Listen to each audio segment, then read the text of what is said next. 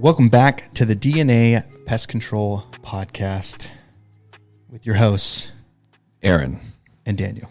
There we go. Good open. Should we have said Daniel and Aaron? D and A? We'll mix it up. And it's now the A and D. I like that. Okay, so jumping into it, why do you put a seatbelt on when you drive? Because that's what we're supposed to do. Is that what we're supposed to do or what we've been trained to do? Both. Both. Apparently. Apparently? Okay. Yeah. Okay, let's go to another one. Why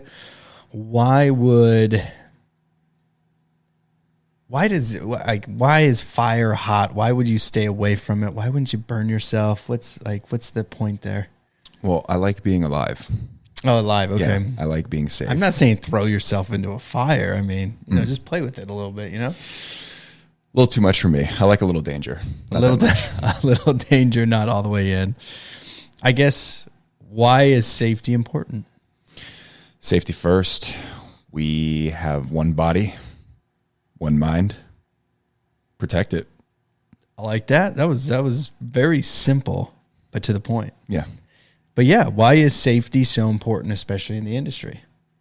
I don't think we ask ourselves that enough. Mm-hmm. You don't really think about, why do you wear a glove when you're pulling something out of the oven other than it's hot and it's going to burn you, right? Yeah. I think we look at it as more of the pain to that factor, but we don't really think of what's the longevity behind it. Sure. Yeah, you burn your hand, it hurts. Okay, I know that. But what about when you burn your hand severely and now you can't do a massive amount of things? Mm-hmm. I don't think people really kind of pay attention to that.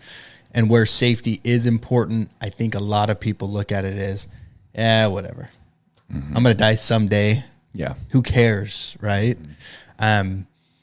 But I want to say I don't look at it that way. I look at it a little bit different than most people.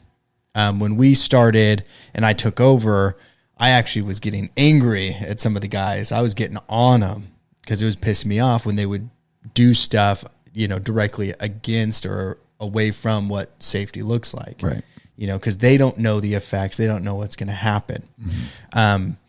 So I do think safety is really important, and people don't understand what that really means and what that can happen in the world and what it means to them. Yeah, I think a part of it is sort of missed because it's thrown around so much. You hear, in this industry, you have a little bit more, but even in like you're getting an office job or you're getting something, you're working at a desk, you're looking at the employee handbook and there's like 10 pages on safety getting thrown everywhere. But I agree with you. It's something that it's with the guys on the day-to-day stuff, it's something that is overlooked, but it's important for longevity. Yeah. Oh, I think so. Mm-hmm. Throwing out a few stats from the Bureau of Labor, I went in and had some fun looking at some of this stuff. One of the big things was, actually, they said it was actually very large. I told you the number, and you're like, that seems really small. Yeah. Actually, eye injuries. How many eye injuries are in the U.S., just the U.S., so sorry, guys, outside the U.S., I didn't look up all the stats. But just in the U.S. alone, there's 20,000 eye injuries. Mm-hmm. That can be from things getting into your eye. So an object could be a chemical, so they just threw everything in together. Eye injuries in general, 20,000. Mm-hmm. And they said that's a lot, which I'm with you there too. It's like, is that really that much? Yeah. But apparently it is. Yeah. But also thinking about it, how big's your eye? Small compared to your body. Yeah. So you just happen to get that one thing perfectly in your eye to create an injury. Mm-hmm. It is, I guess, pretty impressive too. And all the people who are wearing glasses. Yeah. That actually are prescribed glasses, right? So they're less likely to even have an eye injury than everybody else. Oh, okay. So I'm thinking of other stuff too, because some people will think of just like getting something impaled in your eye. I'm thinking of like when you're eating like hot wings and then, you wipe it off with a napkin, but then you scratch your eye and then you're crying for like 2 hours. You know what I mean? So some of the... Oh, okay. I can see that too. Yeah.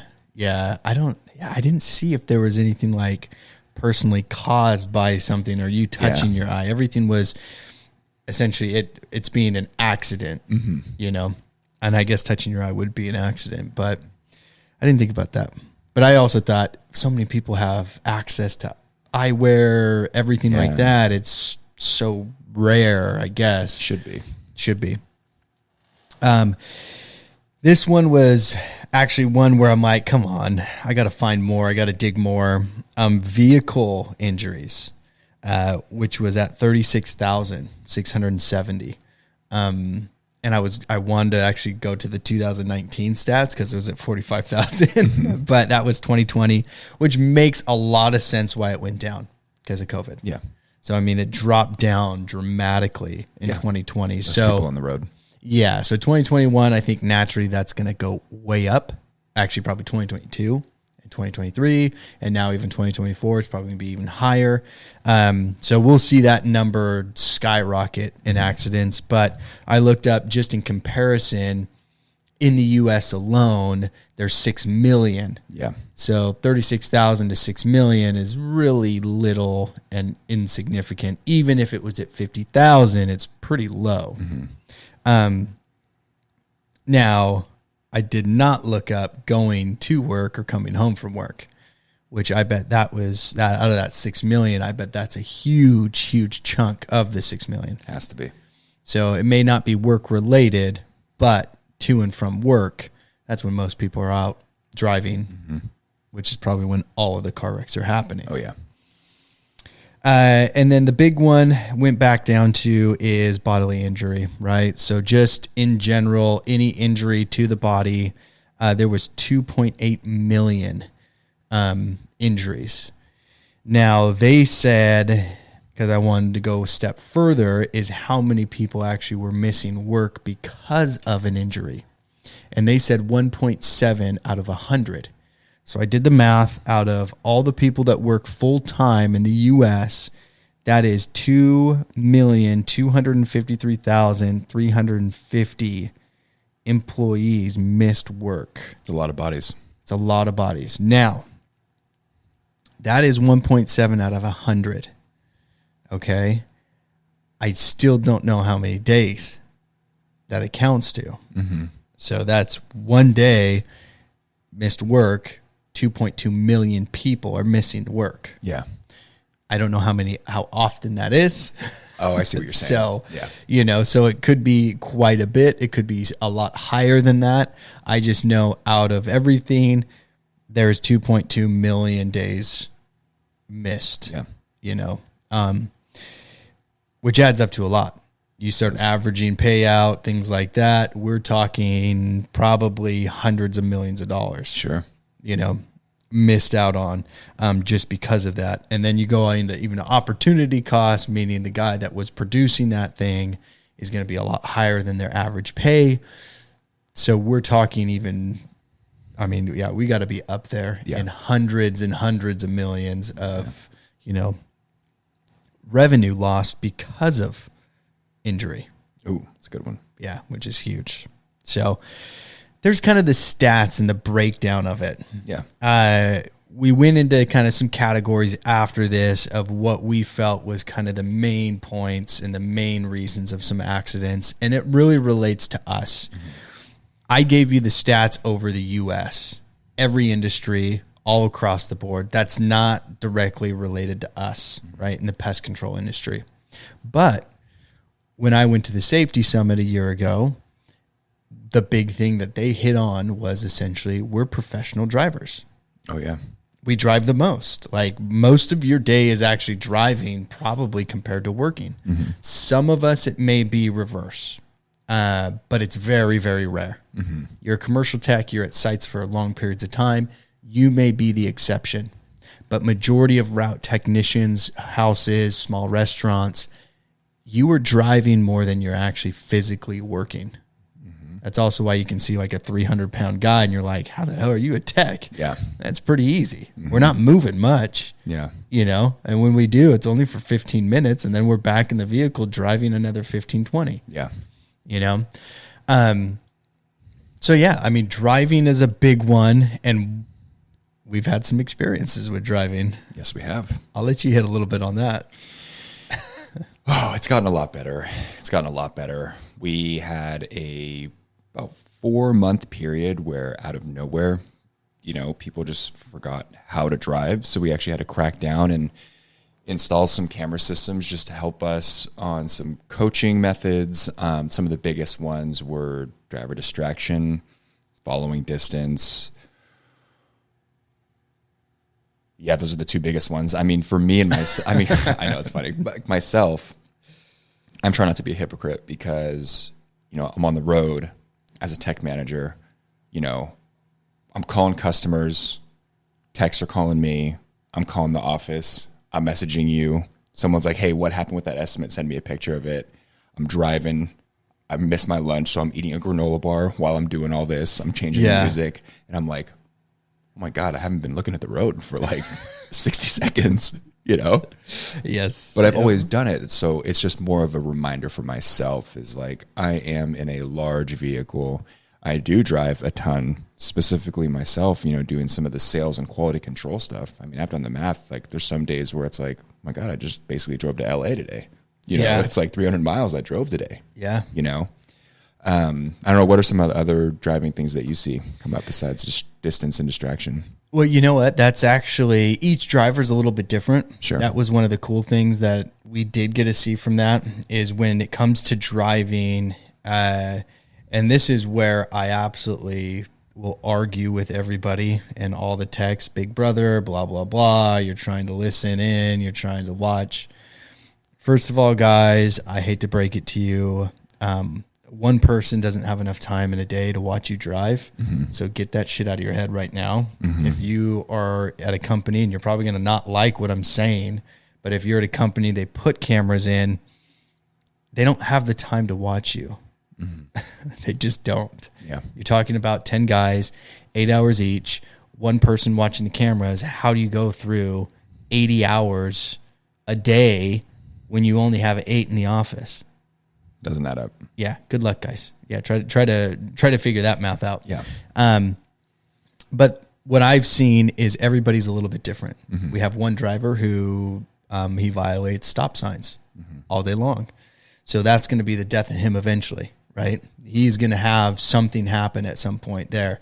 The ones that have gotten wrecks that are no longer here, theirs was, distance, driving distance. That's what I've corrected a ton. I've actually looked at my own camera now. Mm-hmm. And my biggest one is distraction now.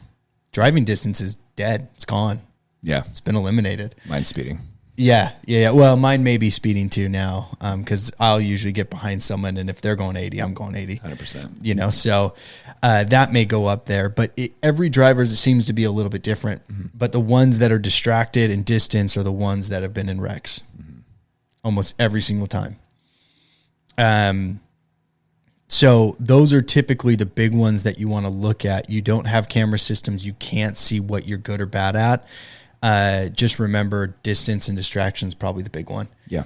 It's amazing speed, which you see on so many service vehicles where it says like, this is restricted to 65. Not to exceed. Yeah. What's insane is speed is not the reason why people get in car wrecks. It's just not there. I mean, it's not a good thing. You most likely will get a ticket, but it's not the speeding. Yeah, it's the distance. It's the distance. Distractions. Yeah. If anything, they need to set up not a governor on the vehicle. It's you have to stay so many feet back, and the vehicle won't let you go faster if there's an object in front of you. Yeah. That's really what they should do. But it's funny how so many focus on speed, but speed is not the issue. It's the following distance. Yeah. You're going 50, but you're riding someone's ass and they slam on the brakes. You're getting in a wreck. You weren't speeding. You're only going 50. Yeah. You can only go as fast as the person in front of you. True. Let's just break that down. So it's very interesting to see the distance and distraction is a huge, huge thing. Mm-hmm. But as techs, what are we doing first thing in the morning? We wake up, do your little morning routine, and what do? Drive. It's like that's exactly what you're doing. Yeah. Drive, stop, do appointment, drive, appointment, drive, appointment, drive, appointment, drive home, and then do it all again. Mm-hmm. You know, but that brings up really the big thing is our day-to-day. You know, you get to a job now. What's the biggest next thing that comes up in safety once we get to a property? Yeah, I can think of a few things. Getting to a house, speaking on the tech side, dogs, first of all. So Yeah. careful of dogs. Getting up on ladders, getting under crawl spaces. You can, it's kind of rare, but I guess electrical issues, like if there's hot wires and you're doing some rodent exclusion stuff or you're, Oh, yeah. you know what I mean? Yep. PPE, obviously, which we'll dive more into. But those are just some of the common day-to-day things if I'm pulling up to a house that I'm thinking about. Yeah, and really the whole point of the episode on safety, guys, is to get that idea out there that a lot of this stuff is preventable. Yes. You know, so I want to throw that out there before we move on, is everything that we're talking about is something that you can prevent. From driving distance, distraction, that's all preventable things. It's not that you have to be doing those things. You get to a house, you know, for dogs, I'll tell you a little tip or trick for me when it comes to dogs and preventing something from happening. Some you can't, and I'll give that example too, because we did have it, is, you know, one is when you're walking around the house, if it's fenced in or gates or anything like that, I usually bang on the gate. So I'm ringing the doorbell. I can hear the dog inside. Great. So the most likely if there's a dog inside, it can get outside. Now that I'm walking around the house, I'm banging on the gate or the side of the home to see if the dog's going to leave, especially if no one answered, because that's usually the big issue. No one answers, then you just walk around the backyard. Well, there's a dog back there. They can get out. You're going to have an issue. Yeah. You know, if they're home, you can tell them leave it in. One thing that you can't prevent, and this happened to one of our guys, they opened the door and the dog just ran out the front door. Unfortunately, there's nothing you can do. Yeah. You know, on that one, there is nothing because you can't prevent it from happening. The owner's at fault. But that's, you know, that's one for dogs. We've had some instances with ladders. Do tell. Oh, yeah. We had to replace 2 ladders in about a week's worth of time. At the same location? At the same location. We have a storage facility where we were doing some rodent exclusion work on. I think it was a tech went there on Monday, set up to check traps in the attic space, fell. Wait, and wasn't even supposed to check traps in the attic space? Oh, even better. I didn't realize that. Yeah, no. It was not even on his day. He wasn't even supposed to be doing it. He was supposed to be there for the routine service. The next tech was actually supposed to check the traps. Oh, so he was doing us a favor by destroying that ladder. Yeah. Okay. Yeah. I see now. Yeah. Point being, this guy fell, destroyed the ladder, made a scene. 4 days later, when the correct technician, where it was originally scheduled to go up there and check it, set up, also fell in the exact same spot and also destroyed his ladder, which prompted a couple week-long ladder safety training seminar. Yeah, honestly. But we did read something in the PCT magazine. A guy in one of the articles, he did have a good thing set up is, one is if you are using a ladder that's going up against a house, every 4 feet you're going up, that ladder needs to be a foot away from the wall. You know, obviously you're going 40 feet up. Please do not put it 10 feet away from the wall. Yeah. Might not be the best practice. I'm sure OSHA has way better, you know, practices to follow in that case. But that was a cool one I liked with the ladders. The other thing is, guys, preventing certain things on ladders that we did have to go on because both of the accidents, one was a guy that was rushed and he was distracted and hurrying came down the ladder quickly, which then he missed a rung, fell, slipped, destroyed the ladder still. I don't even know how. He wasn't that high off the ground even, but destroyed it. The other guy was actually twisting on the ladder and the ladder buckled underneath him. So it was rated at, I think that ladder was at 250 or something like that. Sure. And he was over the weight limit. So if you know that you're a heavier set person, don't get on a ladder that's not rated for your weight. Yeah. You know, there's bigger ladders out there, stronger ladders. The other thing is why are you twisting on a ladder your body? Ladders are meant to go up and down. Yeah. They're not meant to really be moving around much, especially if you're a heavier set guy, you're an older guy. Sorry for the old guys out there. It is what it is, right?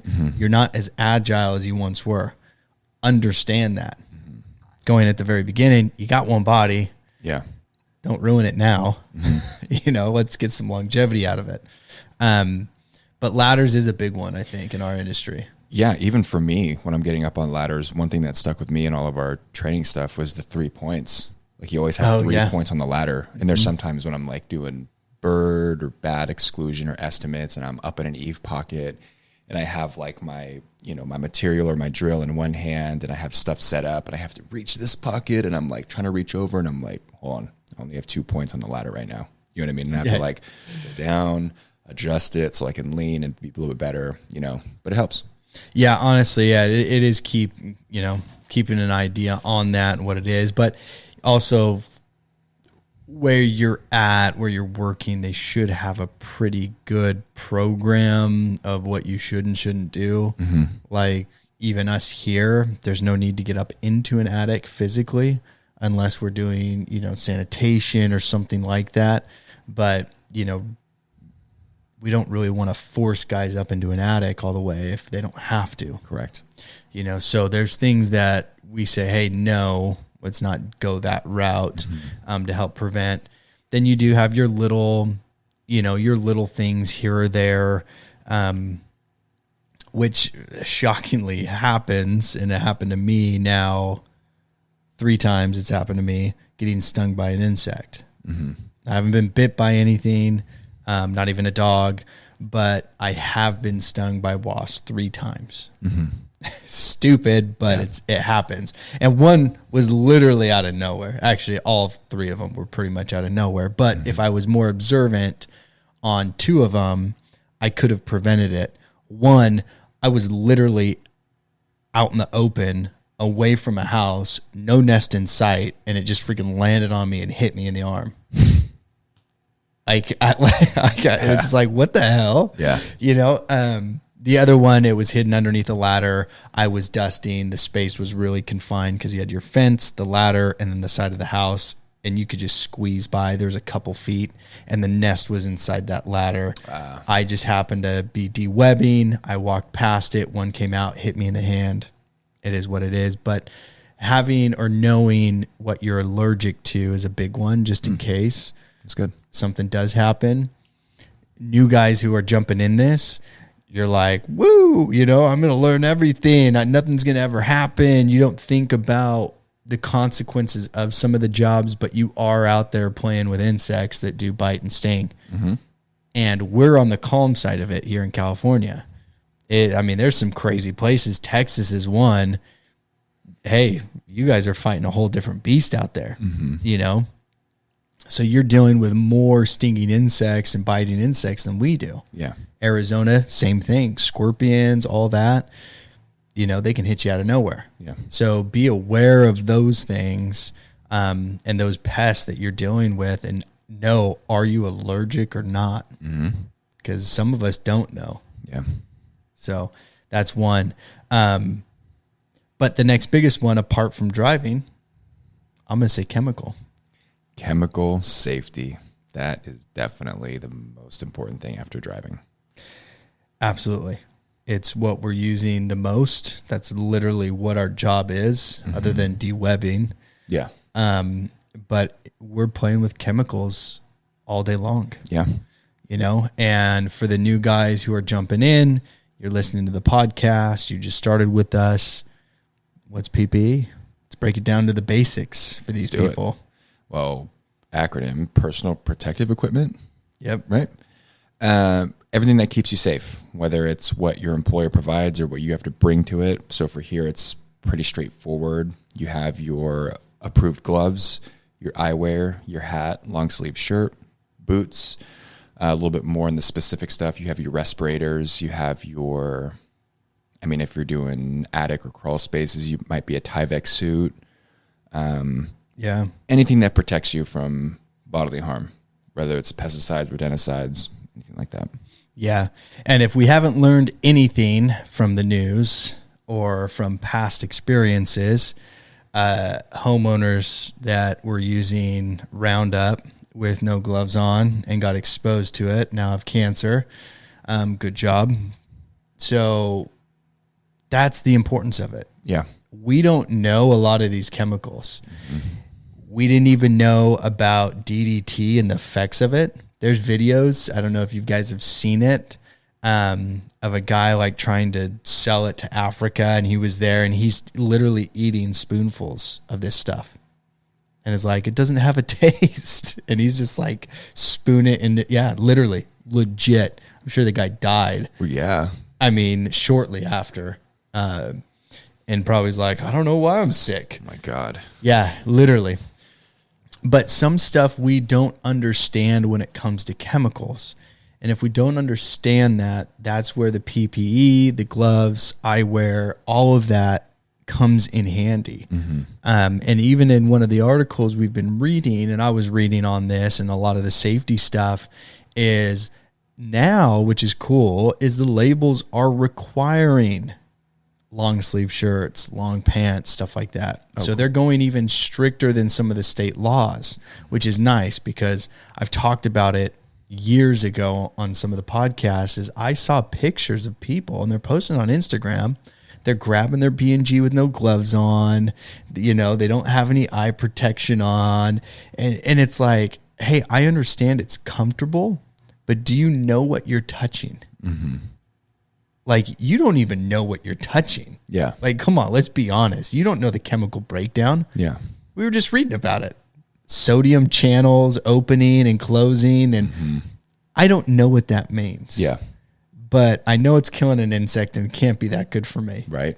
So when it comes to the chemical safety, the PPE, we're so involved with it on a day-to-day basis. We're spraying so much.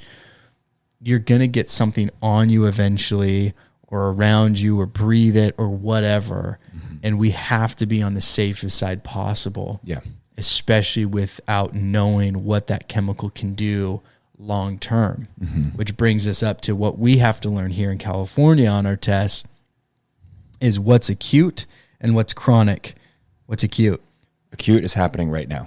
Perfect. And chronic? Long term. Okay, good. We did just look that up a couple of days ago. So it's fresh. It is fresh. So that is a huge thing that we do learn here in California. I don't know what the other tests look like throughout the U.S., but you have to understand what acute and chronic is. And we actually pulled some chemicals that are just basic stuff. We didn't want to go through every chemical and really break it down for you guys, but we just wanted to throw out some of the basic ones, like fipronil, Termidor, SC. What's the other one? Do you know it? Another fipronil? Yeah. Termidor and Taurus. I beat you to it. Taurus. Yeah. You never heard of it? Okay. Those are big termiticides. But acute side effects of fipronil, so the guys that are the termite guys out there, or even if you've been spraying for ants, whatever it may be, sweating, nausea, vomiting, headache, weakness, those are the acute happens now. They talked about on this website, they talked about, what was that website called? National Pesticide. Something. Yeah. I got to look it back up. I got to give them the credit for that. Really good source, though. It was a really good source. But they had a 50-year-old who was spraying his field for 5 hours. He essentially was breathing it in and it got on his skin. And with that, the acute, so fast acting things that came up was sweating, nausea, vomiting, headache, and weakness. And he had dizziness as well and a few other things. But those are the acute signs of, hey, you got exposed to this product. So if you're filling that out there, you're not either wearing the proper PPE, so gloves, eyewear, a respirator if you're in a confined area, whatever it may be, and you get those symptoms, you know you did something wrong. You know, fix it, because we don't know what the chronic is yet. And the second we find out what the chronic is on fipronil, it's going to get banned. Yeah. Guaranteed. The next one is bifenthrin. That's a huge one. Masterline's one of the name brand products everyone uses. Bifen IT is another one.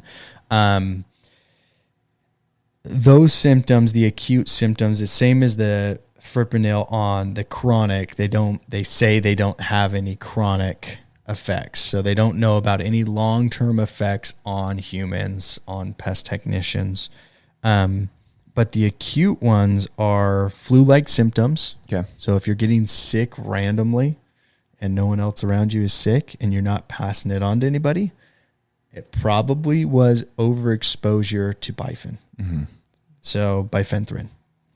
Then the other ones are headaches, dizziness. On the skin, if you get it on your skin, it feels like it's burning, itching, numbness. I can say that I've had it. So I've had it on my back. I've actually told the story in previous episodes. It was like a sunburn. My skin was peeling, things like that because of the bifenthrin. But those are some of the acute things to look out for with those two products. You get into neonicotinoids, so Alpine, which is dinotenephrine. Yeah. That's going to be completely different. Yeah. I don't know what those acute ones are. I didn't even look it up, but that's Alpine's another big one. Phantom's another big one, but that's a termiticide. So I think the active ingredient is fipronil. May not be. I could be completely wrong. Yeah. But look at what that is. And even on the label, it should tell you what the acute and chronics are and what you need to wear and what the proper PPE to wear is. Mm-hmm. If you guys don't make this product, you didn't test it on animals, you don't know what those side effects could or can be safe. Be on the safe side. Yeah. I don't mess around with that stuff. Mm-hmm. So I'm not here to put myself in jeopardy. I know I'm playing with chemicals. I'm having a fun time doing it, but I'm also trying to not touch it and be very little exposure to my body and me and my family that I can, because I don't want to know what the chronic effects are. I don't want to be that example. I'll let somebody else do that. I don't want to be that guy who has the leg cut off because I was spraying bifen my whole life. Yeah. I'm good. I'll let someone else figure that out. Mm-hmm. But that's the big thing on chemical safety. And let's wrap it up for the close. Yeah. Yeah. On that too, just a little bit more on some of the practices, at least at what I do. You know, you made a good point about bringing up the family. You know, I think I look at it from a different perspective now. You know, we are protecting ourselves and our body because we want that longevity. You know, we are working here to have a life. You know, we work and we produce whatever role you are in the company. Protect yourself and what you're working for. You know, even when I get home if I'm doing fumigations or I'm doing anything crazy, even if I'm in attics rubbing along insulation, I'm immediately taking off my stuff when I get home and showering and washing it. I have a separate little bin for my work clothes because I know I don't want to mix in something I just, you know, had a heavy fog, you know, chemical treatment at an apartment complex in with like my gym shorts and like my hoodie and stuff that's going to get thrown in the community wash, you know, and maybe it's me being paranoid, but I'd rather be paranoid and, you know, sleep better knowing that I'm gonna be here for my family. Oh, absolutely. You know, yeah. Keep it in mind. That's the thing is everything that we talked about, you know, safety in general, guys, I live by it. I understand we're not going to have our body as able, you know, for the rest of our life. Mm-hmm. You know, we're going to hit a point where our body is breaking down. Our mind is going to be there, but that's some of the stuff that is scary when it comes to chemicals because it's not necessarily, you know, it's attacking your nervous system. It's, you know, dizziness, headaches. That's all to deal with your brain. Mm-hmm. You take that away, well, your body's useless and your brain's useless. Good luck. Yeah. You're getting thrown in a home. You're trash at that point. You're garbage, right? Yeah. You're just waiting until you're dead. Mm-hmm.